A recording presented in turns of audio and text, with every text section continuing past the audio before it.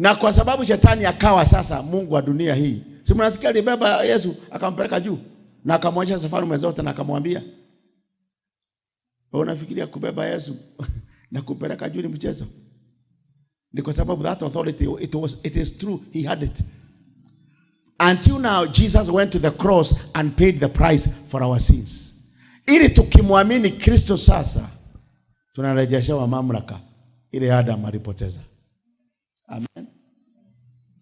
Kuna mambo mengi, kwa mfano watu wanasema ni Mungu na si Mungu.